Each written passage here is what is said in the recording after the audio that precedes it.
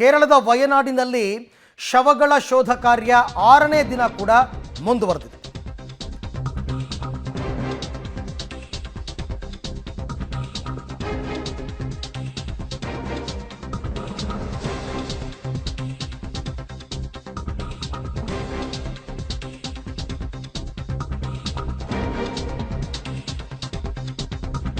ವಯನಾಡಲ್ಲಿ ಗುಡ್ಡ ಕುಸಿತ ಸಂಭವಿಸಿ 6ನೇ ದಿನ ಇವತ್ತಿಗೂ ಕೂಡ ಶವಗಳ ಶೋಧ ಕಾರ್ಯ ಮುಂದುವರಿತಾ ಇದೆ. ಚೂರಲ್ಮಲ ಬಳಿ ಶವದ ಕುರುಹು ಪತ್ತೆಯಾಗಿದೆ.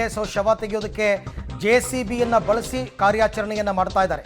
ಚೂರಲ್ಮಲದ ನದಿ ಪಕ್ಕ NDRF ತಂಡ ಶೋಧ ಕಾರ್ಯ ಅಂದರೆ ಹೆಚ್ಚು ಕಡಿಮೆ ಆ ಪ್ರದೇಶ 5-6 ಕಿಲೋಮೀಟರ್ ಸರೌಂಡಿಂಗ್ ಎಲ್ಲಿ ನೋಡಿದರೂ ಕೂಡ ಎಲ್ಲಿ ಹುಡುಕಿದರೂ ಕೂಡ ಶವಗಳು ಪತ್ತೆಯಾಗ್ತಾ ಇದೆ. ನಿಮಗೆ ಚೂರಲ್ಮಲ ಆಗಿರ್ಬೋದು ಅಥವಾ ಮೆಡಪ್ಪೆ ಆಗಿರ್ಬೋದು ಎಲ್ಲ ಭಾಗದಲ್ಲೂ ಕೂಡ ಹುಡುಕಿದ ಕಡೆಯಲ್ಲೆಲ್ಲ ಶವಗಳು ಸಿಗ್ತಾ ಇದೆ. ಅದೇನೋ ರಾಡಾರ್ ತಂತ್ರಜ್ಞಾನ ಕೂಡ ಬಳಕೆ ಮಾಡಿದ್ರು ಅಂತ ಮಾಹಿತಿ. ಹಾಗಾಗಿ ಎಲ್ಲೆಲ್ಲಿ ಶವದ ಕುರುಹುಗಳು ಸಿಗುತ್ತೆ ಅಲ್ಲೆಲ್ಲ ಶೋಧ ಕಾರ್ಯ. ಈಗಾಗಲೇ ಕೇರಳ ಗವರ್ನಮೆಂಟ್ ಅವರು ಸ್ಪಷ್ಟಪಡಿಸಿದ್ದಾರೆ, ಕಟ್ಟ ಕಡೆಯ ಶವ ಸಿಗುವ ತನಕ ನಾವು ಶೋಧ ಕಾರ್ಯವನ್ನು ಮುಂದುವರಿಸ್ತೀವಿ ಅಂತ. ಅದಕ್ಕೋಸ್ಕರ 3,000 ಸಿಬ್ಬಂದಿಯನ್ನು ನಿಯೋಜನೆ ಮಾಡಿಕೊಂಡಿದ್ದಾರೆ.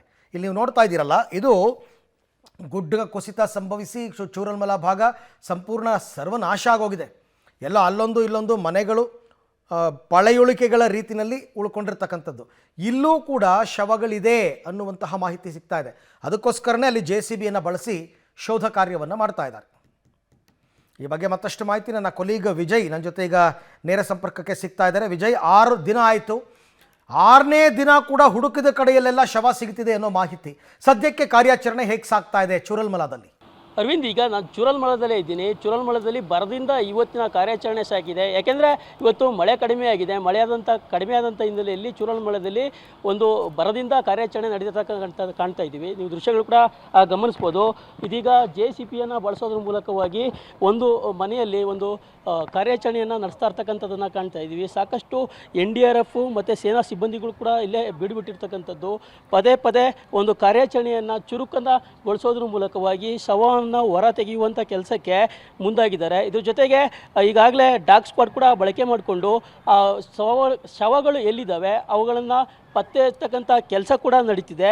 ಇದ್ರ ಜೊತೆಗೆ ಕಂಪ್ಲೀಟಾಗಿ ಶವಗಳನ್ನು ಹೊರ ತೆಗೆಯುವ ಮೂಲಕವಾಗಿ ಚುರುಕಿನಿಂದ ಇವತ್ತಿನ ಕಾರ್ಯಾಚರಣೆ ಸಾಗಿರ್ತಕ್ಕಂಥದ್ದನ್ನು ನಾವು ಕಾಣ್ತಾ ಇದ್ದೀವಿ.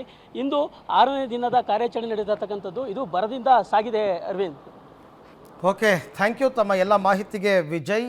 ಒಟ್ಟಾರೆ ಇವಾಗ ಅಲ್ಲಿ ನಾವು ದೃಶ್ಯದಲ್ಲಿ ಗಮನಿಸೋ ಹಾಗೆ ಎಲ್ಲೆಲ್ಲಿ ಅವಕಾಶಗಳಿದೆ ಅಂದರೆ ಎಲ್ಲೆಲ್ಲಿ ಮಣ್ಣು ತುಂಬಿದೆ ಆ ಮಣ್ಣಿನಡಿಯಲ್ಲಿ ಶವಗಳು ಸಿಗುತ್ತೆ ಅಂತಕ್ಕಂಥ ಲೆಕ್ಕಾಚಾರದಲ್ಲಿ ಇವಾಗ ನಡೀತಾ ಇದೆ ಕಾರ್ಯಾಚರಣೆ. 6 ದಿನ ಆಗೋಯ್ತು.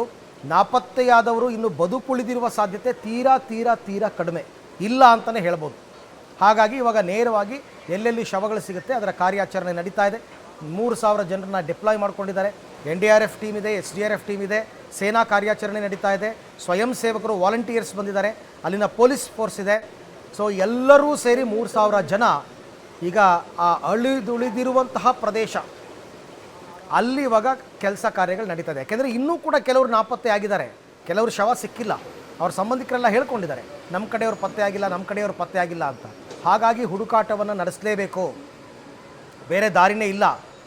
ಈ ನದಿ ಮುಂದೊಂದು ಕಡೆ ಫಾಲ್ಸ್ ಆಗುತ್ತೆ, ಆ ಫಾಲ್ಸ್ ಹತ್ರ ಎಲ್ಲ ಹುಡುಕಿದ್ದಾರೆ ಹೋಗ್ಬಿಟ್ಟು.